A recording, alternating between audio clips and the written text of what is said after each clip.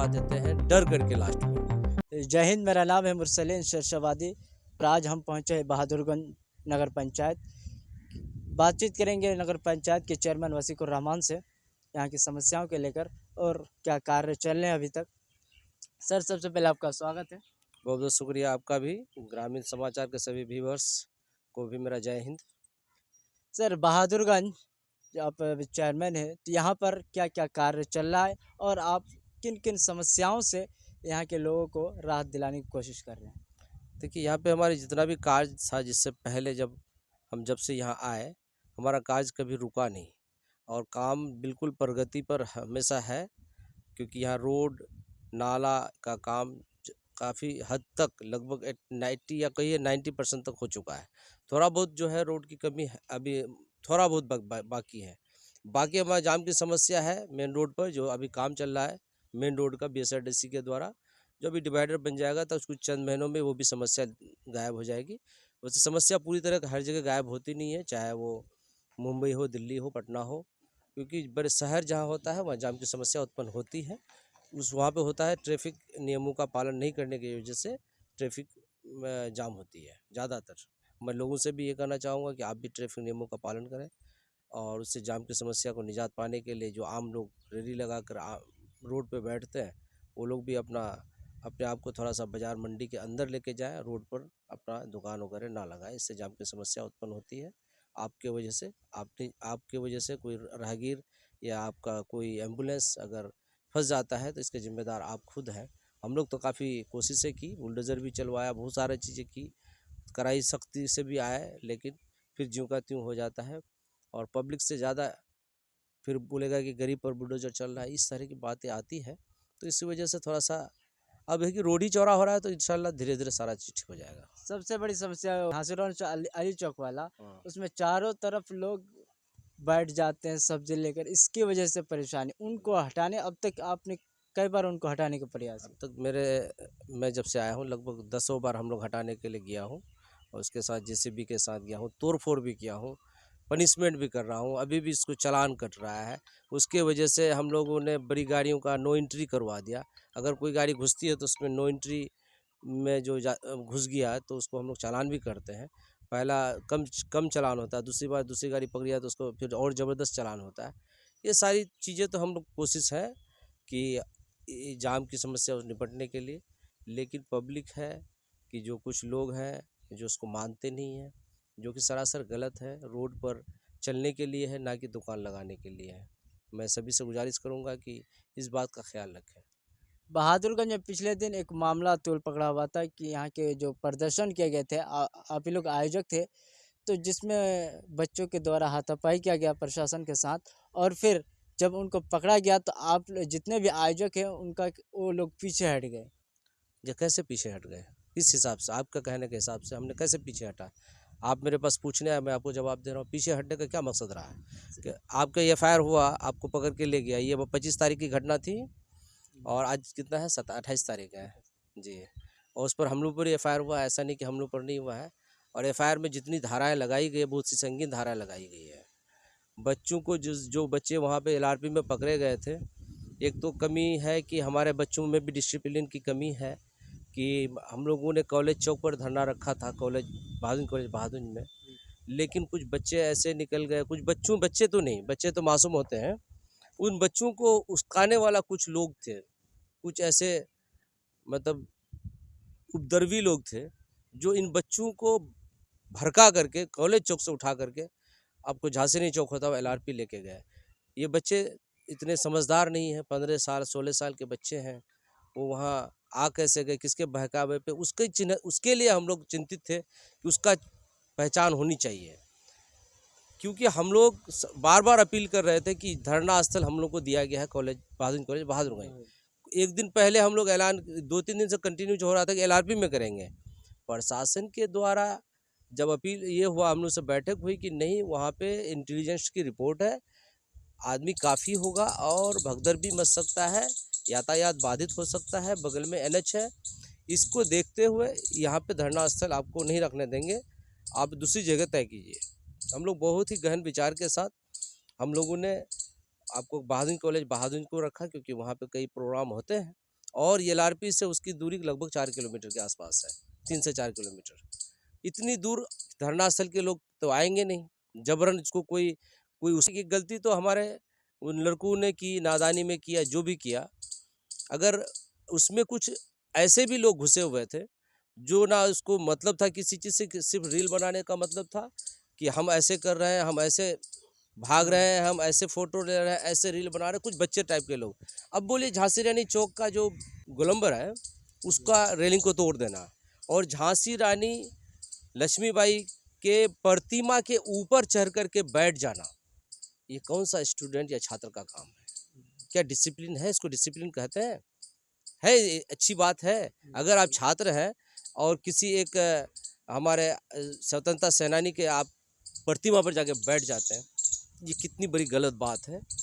ऐसे लोग स्टूडेंट्स के नाम पर धब्बा है। और जब गार्जियन स्वरूप हम लोग आयोजन करता थे, हम लोग अगर आपको बोल रहे हैं कि बाद में रुकिए और आप लोग उठ के अगर चले जाते हैं तो ये आपकी नादानी है। उसकी वजह से ये सारे बच्चों को जो अभी अंदर करवाया है, जो भी इसको उस्काया है, उन लोगों पर तो कार्रवाई होने के लिए हम लोग बोले थे, लेकिन चलिए जो हुआ सो हुआ।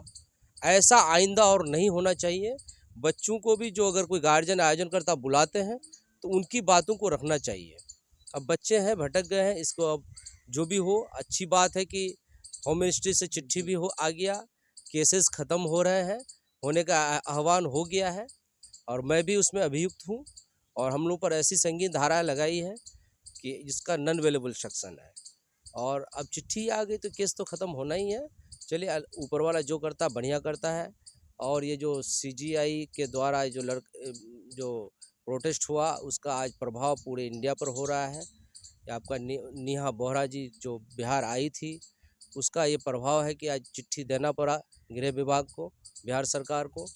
ये बहुत बड़ी बात है क्योंकि ने तो फिर उन लोग बताया कि हम लोग मूवमेंट और भी आगे तेज़ होगा 1 तारीख से। चलिए जो हुआ बहुत बेहतरीन हुआ। अभी जो चिट्ठी आई उसके बारे में बोल रहा हूँ, लेकिन जो उस दिन हुआ वो दुखद है। प्रशासन के साथ जिस तरह का व्यवहार किया था, मैं वहाँ मौजूद था, रोकने के लिए गया था, मुझे भी धक्का दिया गया था। मैं ऐसे आदमी को पहचानता भी हूँ। और सर कुछ लोगों का कहना कुछ निर्दोष में उसमें हाँ बिल्कुल, एकदम ज़्यादातर निर्दोष फंसे हैं। जो आदमी उस तरह का काम कर रहा है ना, वो बहुत चालाक होते हैं, वो आपको आगे बढ़ा करके पीछे भाग जाते हैं। अब जैसे मैंने बोला कि आपने बताया कि आप लोग आयोजन करता थे, आप लोग पीछे हट गए। कैसे पीछे हटे? हम तो 4 बजे तक वहाँ बैठे हुए थे। आपको रोकने के लिए मैं एलआरपी तक गया। एसडीपीओ साहब और हमको एसएचओ साहब बुलाए तो हम 2 पुलिसकर्मी को घायल अवस्था में मैंने थाना भी छोड़ा। मुझे भी चोट लगी है, लेकिन मैं बयान नहीं करता हूँ चोट का कि ठीक है वो बच्चे हैं, कोई बात नहीं, हो जाता है हुड़दंगे में। लेकिन इस तरह का नहीं होना चाहिए किसी के उस्कावे में आज आकर के सबकी ज़िंदगी। अगर आज चिट्ठी नहीं निकलता तो बोलिए क्या होता? आज जो हमसे आज बात कर रहे हैं, हम बात करने लायक रहते हैं? हमको भी अंदर आना पड़ता। मैं तो पूछता हूँ ऐसे प्रतिनिधियों से जो हमारे विधानसभा के प्रतिनिधि लोग जो यहाँ पे 4-5 बने बैठे हुए हैं, तथाकथित कुछ लोग जिनका नाम मैं नहीं लेना चाहूँगा, कुछ पार्टियों से जो कौम के राहबर बना फिरते हैं, वो लोग ये 3 दिन में क्या किए बताइए, हमको जवाब दीजिए। ठीक है हम लोग आयोजन करता थे, हम लोग की बात को नहीं माना, हमसे गलती हो गई या चूक हो गई जिसको बोलते हैं, गलती तो नहीं कहेंगे, चूक हो गई और हम लोग संभाल नहीं पाए। ये प्रशासन से भी चूक हुई कि आपने इंटेलिजेंस रिपोर्ट रहते हुए भी आपने अतिरिक्त फोर्स जिसको बल कहते हैं, सेना बल आपने तैनात नहीं किया था। आप बहादुरी के जो चंद फौज थे और कुछ पदाधिकारी जो किशनगंज से थे, बस इतना ही थे। 150-200 बच्चे को कंट्रोल करने के लिए आपको अगर एक अतिरिक्त फोर्स अगर उसी दिन बताया हुए थे, जिस दिन हम लोग धरना स्थल चेंज कर रहे थे, आपने बताया था कि इंटेलिजेंस रिपोर्ट है, कुछ हो सकता है, तो फोर्स क्यों नहीं दिया? इसका मतलब है इसको आपने इंटेलिजेंस रिपोर्ट की जो सूचना है उसका आपने फॉलो नहीं किया, पालन नहीं किया, उसके बातों को ध्यान नहीं दिया। नहीं तो आज ये घटना नहीं घटती। कुछ बच्चे अगर आगे बढ़ते तो वहीं रोक लिया जाता। वॉलंटियर की बातों को जल्दी नहीं मानते बच्चे, लेकिन प्रशासन अगर ताकत के साथ, फोर्स के साथ रहता तो बाई फोर्स भी इसको रोका जा सकता था। वही बात हुई ना कुछ देर बाद, जब किसी से फोर्स आई 4-5 गाड़ी, तो फिर कंट्रोल में आया ना। यही चीज़ पहले अगर हो जाता, फोर्स आता, तो ये चीज़ तो नहीं होता। बाकी अब जो भी बच्चे हैं मैं उसके साथ हूँ और हमेशा रहूँगा। और कुछ लोगों का सोशल मीडिया में ये भी कहना है कि आयोजनकर्ता ने बुलाया और कभी इनकी बातों पे नहीं जाना है। मैंने कहाँ गलत कर दिया कि मैं उसके साथ नहीं हूँ। मैं तो कल सबसे बात करके सबका आधार कार्ड इकट्ठा करके सबको हम लोग कल बेल लेने जा रहे थे। बेल का प्रोसेसिंग भी किए थे, लेकिन अचानक रात को, क्योंकि आज छुट्टी है, कल हम लोग बेल प्रोसेसिंग डालते हैं। इस बीच में तो जो नाबालिग बच्चे हैं उसको मतलब इससे निकाला भी गया है, और कुछ बच्चे छूट भी जाएंगे आज कल में, और जो लोग रह जाएंगे उन लोगों के लिए हम लोग बेल का तैयारी भी कर रहे थे। और सरकार से केस को ख़त्म करने की मांग तो स्टूडेंट्स यूनियन की तरफ से चल ही रहा है, नेहा बोरा जी कर ही रहे हैं, उसके साथ हम लोग हैं भी, जंतर मंतर हम लोग गए भी थे। तो कहने का मतलब है हम लोग कोशिश करते हैं, ऐसा नहीं है, हमारी फितरत में नहीं है कि पीछे पीठ दिखा के भाग जाना। अगर कोई आदमी मैदान में खेलता है ना, तो उसके जो ऑडियंस होते हैं ना, बोलता है कि खेल नहीं पा रहा है, उसको कुछ लोग गालियाँ देते, उसकी आलोचना करते हैं। लेकिन जो खेलता है उससे पूछिए कि वो मैदान में कैसे दौड़ रहा है, कैसे खेल रहा है। फ्रंट पे आने आकर के खेलना इतना आसान नहीं है। पीठ पीछे सोशल मीडिया में आलोचना करना बहुत आसान है, बहुत आसान है। लेकिन अब यहाँ पे आप मेरे साथ हैं, आपको बातों को, समाज की बातों को रख रहा हूँ। लेकिन मैं छात्रों से ही कहना चाहूँगा, जब भी आप प्रोटेस्ट में आए, जो आयोजन करता है उनकी बातों को सुने और डिसिप्लिन के साथ रहें। ये बात, डिसिप्लिन जहाँ ख़त्म हो जाएगा वहाँ कुछ भी हो सकता है। खैर, राजनीतिक में आप आईएमआईएम को आप क्यों, क़यादत को आप अच्छे क्यों नहीं बता रहे हैं? मैंने बताया अभी आपको कि 3 दिन में उन लोगों का कारकर्दगी बताइए क्या किए, आपसे मैं पूछ रहा हूँ। ये 4 दिन हम लोग पर केस हुआ ना, ठीक है, हम उसका विरोधी हैं। जितने भी लड़के जेल में हैं ज़्यादातर उनके सपोर्टर्स हैं, देख लीजिए आप उठा करके, है कि नहीं है। जेल से उठाया राजा बाबू को, राजा भाई को, या किसी को और किसी को, नाम इतना मैं नहीं जान रहा हूँ, क्या किए उसका, कहाँ है वो रहनुमा? पार्टी में नहीं है, लेकिन उनके समर्थक मैं समर्थक के रूप में किसी का नहीं हूँ। मैं हमेशा किशनगंज एजुकेशन मूवमेंट का अध्यक्ष रहा हूँ, और किशनगंज एजुकेशन मूवमेंट जो कल उसके बैनर तले जो धरना प्रदर्शन हुआ था, मैं उसका आयोजनकर्ता में था और मैं उसका अध्यक्ष हूँ। मैं पार्टी में जल्दी जाता नहीं किसी का। हाँ, आप अच्छे आदमी, आपका साथ मैं दूंगा, लेकिन मैं उससे पूछ रहा हूँ जो यहाँ के 4 नहीं 5 विधायक थे, उन्होंने अपने फ़ोन को बंद कर रखा था। हम लोग का तो केस हुआ तो हम लोग को कहीं भाई पुलिस कभी भी पकड़ सकती है, ये डर सबको रहती है कि नहीं है। पुलिस किसी का नहीं होता है, जो कानून का तोड़ेगा उसको पुलिस पकड़ेगा, है कि नहीं है। तो ये लोग कहाँ थे? पटना में जाके सो गए थे। सेशन तो कब खत्म हो गया, 3 दिन पहले ही। आप लोग क्या कर रहे थे? कुछ नहीं, आज तक नहीं दिया एक बयान। आज मेरा बयान ले रहे हैं ना आप, आज के बाद देखिए फिर उसका खूब बयान आएगा, क्योंकि अब तो केस खत्म हो गया, लेटर आ गया। आप एक ही इमेजिन कीजिए कि अगर आजकल ये चिट्ठी नहीं निकलता होम सेक्रेटरी से, अगर ये चिट्ठी नहीं गृह विभाग से, तो क्या आज इसी तरह से सब कोई जो सोशल मीडिया में कूद रहा है, कुछ लोग, कुछ लड़के के कूद जाते आज? कल तक तो सबको सांप सूंघ गया था, कुछ बोल नहीं पा रहे थे, सोशल मीडिया में नहीं बोल पा रहे थे। मैं तो हर दिन सोशल मीडिया में अपना कुछ ना कुछ बयान, कुछ ना कुछ मैसेज लोगों को दे रहा हूँ कि घबराए नहीं, पुलिस प्रशासन से बात कर रहा हूँ, सब जगह बात कर रहा हूँ।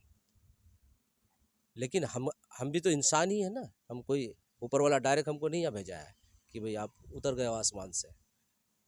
ये रहनुमाई के नाम से, कौम के नाम से वोट लेकर के बैठ जाते हैं एसी रूम में जा कर के, आज पटना में जा कर के, और यहाँ पे आप ख़त्म हो जाइए, कुछ हो जाइए, आपके बारे में पूछताछ करने वाला कुछ नहीं। फिर वोट का वक्त आएगा, फिर कौम का बहुत बड़ा रहबर होगा, बहुत बड़ा हितैषी होगा। यही बात है, मैं इसी से मैं विरोधी हूँ, और कोई बात नहीं। विरोधी क्या, मेरा जाति दुश्मन, मेरा ज़मीन ले लिया, ऐसा तो नहीं है। आप लोगों से भी मैं कहना चाहूँ, जो ये अभी टीनेजर बच्चे हैं, थोड़ा सा कौम और जज्बात, जाति धर्म से ऊपर उठ के बात कीजिए, विकास की बात कीजिए। विकास कैसे होगा? विकास की इसमें बात ज़्यादातर नौजवान ज़्यादातर कूदते हैं हर चीज़ में, मामले में, चाहे किशनगंज या किसी भी मामले में। उनके लिए आपका क्या संदेश है? देखिए, नौजवान ही आज के देश का भविष्य है, छात्र ही आज देश का भविष्य है। हम लोग का एज लगभग 60% तो ख़त्म ही होगा, 60-70%।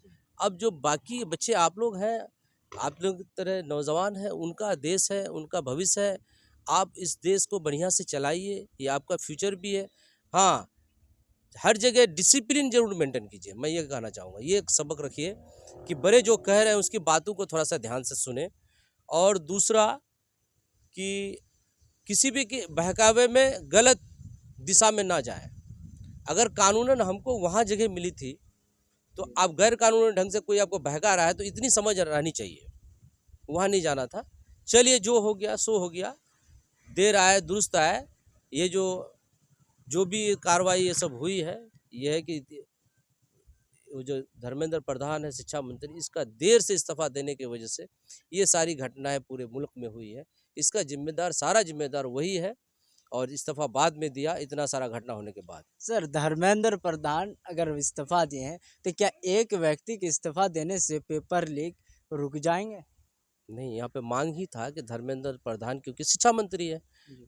जो जिस विभाग का कुछ ये मंत्री होता है या जिसके जिम्मेदारी में रहता है जो विभाग, तो उसको तो नैतिकता के तौर पर उसको देना चाहिए था इस्तीफा। लेकिन यहाँ स्टूडेंट इतना प्रोटेस्ट करने के बाद, इतना कुछ जाने चली गई, इतना आपका आर्थिक नुकसान हो गया, ये सारा होने के बाद कितने बच्चों पर केसेस हुए, कुछ जेल चले गए, किसी को चोटें आई, प्रशासन के लोगों पर भी चोट आई। तो इतना होने के बाद तब आप इस्तीफा देते हैं डर करके लास्ट में। नैतिकता के आधार पर पहले देते तो आपकी वाहवाही होती। और जो ये भी मांग थी दूसरा कि जो बच्चे लोग मर गए हैं, जो बच्चे सुसाइड कर लिए हैं, उसके मुआवजा होना चाहिए। और जिन पर जितना केस हुआ है, जितना भी प्रदर्शनकारी हैं, छात्र हैं, जो लोग हैं, उसका अभिभावकगण हैं, सबका केस को वापस होना चाहिए। और जो दोषी है, अब धर्मेंद्र प्रधान क्योंकि दोषी है, क्योंकि वो उसका डिपार्टमेंट है, तो उसको सज़ा मिलनी चाहिए। मांग तो यही है कि उसको सजा, जो दोषी है, दोषी तो वो भी है, उसके डिपार्टमेंट में काम हुआ, दोषी तो सबसे बड़ा दोषी आप ही हैं, आपके डिपार्टमेंट के अंदर में काम हुआ। नहीं तो उन दोषियों को पकड़ाइए जो 10-15 आदमी का नाम पहले बोला गया था, उन लोगों को लेकर पकड़ के क्या सजा दे रहा है। तभी तो सरकार का पारदर्शिता नजर आएगी कि वो कितना सच्चाई में काम कर रहा है। सीजेपी प्रोटेस्ट में एक जुनैद करके नाम उत्तर प्रदेश के, जो उन्होंने वहाँ के लोगों के लिए खाने का व्यवस्था किया था, अब वो रो रहे हैं क्योंकि पुलिस, जो उत्तर प्रदेश की पुलिस है, उनके साथ दुर्व्यवहार कर रही है। इस पर आपकी क्या राय है? देखिए, खास करके उत्तर प्रदेश की बात जहाँ बोले ना, उत्तर प्रदेश में प्रशासन के नाम पर गुंडई होता है, खास करके उत्तर प्रदेश की बात बोल रहा हूँ। और जहाँ भी मुस्लिम नाम आएगा, वहाँ समझिए कि वो समझिए उसको आतंकवादी समझ लेता है, उसी की तरह उसको ट्रीट करता है। एक आदमी प्रोटेस्ट मतलब छात्रों को खाना खिलाने के लिए जाता है, आता है, आप उसके साथ इतना दुर्व्यवहार करते हैं, ये कहाँ का इंसानियत, या कहाँ आपके सर्विस, या आपके जो जिस क्षेत्र में प्रशासन ने शपथ लिया था कि मैं देश के लिए जीऊँगा मरूँगा, कस्में वादे जो खा करके शपथ लेके आप जिस जॉब में गए थे, क्या यही सिखाया था? ये कुछ नहीं है, कुछ लोगों के जो जो इस तरह के क्या कहते हैं पोस्ट में, प्रशासन के अंदर में इस तरह के पदाधिकारी, इस तरह के सिपाही जो हैं, ये एक तरह का समझिए कि एक मुसलमानों को दुश्मन की निगाहों से देखता है, बस मैं इतना ही कहूँगा। और जो सरासर गलत है और संविधान के खिलाफ है। सर, बहादुरगंज की एक और समस्या की बात करें, जो बहादुरगंज से टेढ़ागाछ जाने वाले रास्ता है, उसमें काफ़ी जर्जर स्थिति है। और पिछले बार आप ही कुछ चंद लोगों ने उस पर आवाज़ उठाई, भर धरना प्रदर्शन भी किया, लेकिन अब तक स्थिति सुधार नहीं हो रही है। देखिए, धरना प्रदर्शन करना हमारा संवैधानिक अधिकार है, हमको धरना प्रदर्शन करने की हमको आज़ादी है, स्वतंत्र देश में ये होना भी चाहिए। और इसके लिए जिम्मेदार तो वो है यहाँ के जिला पदाधिकारी और यहाँ के प्रतिनिधि, जिसको हम चुन के भेजे हैं। अब तक क्यों नहीं बन रहा? टेढ़ागाछ एक प्रखंड है और जिला मुख्यालय से कोसों दूर है, बहादुरगंज को क्रॉस करके जाना पड़ता है उनको। तो टेढ़ागाछ वालों के लिए इतना सौतेला व्यवहार और इस तरह का जो व्यवस्था है, रोड का स्थिति है, ये दुर्भाग्य है। हमारे रहनुमाओं से ये सवाल आपको करना चाहिए, हमारे प्रतिनिधियों से सवाल करनी चाहिए, यहाँ के एमपीज़ एमएलए से ये बात करनी चाहिए, क्योंकि ये उन लोगों को ये जवाबदेही उनका है। क्यों नहीं हो पा रहा है, क्यों नहीं कर पा रहा है, अब तक नहीं हो पाया इतना साल।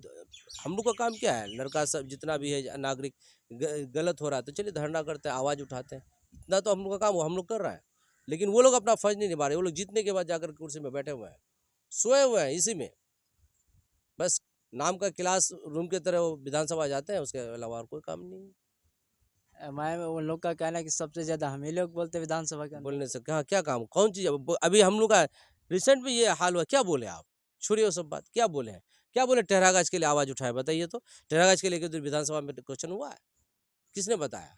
बिजली, यहाँ बिजली के लिए एक आदमी आवाज़ उठाया, उसको ये भी नहीं पता है कि यहाँ 24 घंटा की 18 घंटा बिजली रहता है। जिस दिन से बोला उस दिन से और भी बिजली गायब है कि नहीं है? कहने का मतलब है कि बोलना और करने में फ़र्क होता है।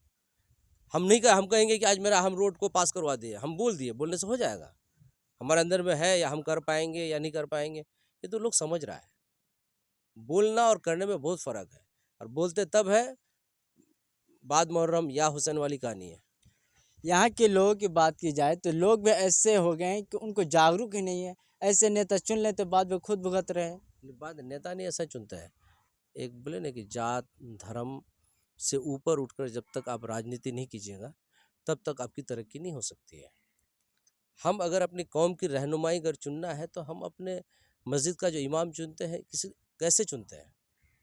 हमारा धर्म का मामला है, वो मेरा धर्म का मामला है। हम मस्जिद का इमाम चुन रहे हैं, वो मेरा धर्म का मामला है। हम यहाँ पे सियासी लीडर चुन रहे हैं। तो सियासत में क्या होता है कि आप सियासत में जाने के बाद आप काम कर पाइएगा या हमारे इलाके को तरक्की दे पाइएगा या नहीं दे पाइएगा, या इस पार्टी से तरक्की होगी या नहीं होगी, इसको कहते हैं सियासत। आप बोलिएगा कि नहीं, हम यहाँ पे जैसे इमाम साहब चुन रहे हैं, यहाँ जाकर के वहाँ बोलेंगे वो फातिहा पढ़ेगा।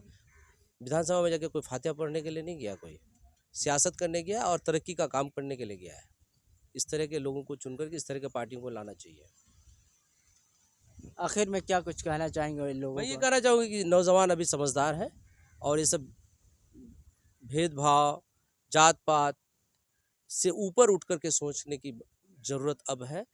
अपने इलाके को तरक्की लाने के लिए एक अच्छे पार्टी, अच्छे नेता का चुनाव करें और अच्छे लोगों को आगे आना चाहिए। अगर मैं ख़राब हूँ या कोई और ख़राब है, अगर आप गलती से आ चुके हैं तो उसको हटाइए, फिर न लाइए दोबारा, या जो अच्छा है फिर उसको दोबारा लाइए, क्या दिक्कत है?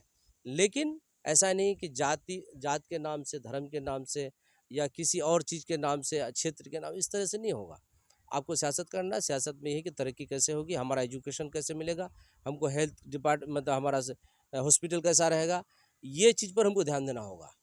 आज सीमांचल के इलाके के लोग खुशहाल तो हैं, इसमें कोई दो राय नहीं है, लेकिन यहाँ के लोगों को कुछ लोग उस्का करके, कुछ गलत तरह के लोग आकर के हम लोग को भावनाओं को ठेस पहुँचा रहा है और बहुत सारे लोग जो हैं चाहते नहीं कि यह खुशहाली बरकरार रहे। बाहर से लोग आकर के हमको जो सो उस्का करके हम लोग को जो सो काम करवा लेता है, हम लोग भावना में बह जाते हैं। तो ये थे हमारे साथ बहादुरगंज चेयरमैन वसीकुर रहमान, जो सामाजिक मुद्दों पर अपने राय रखे।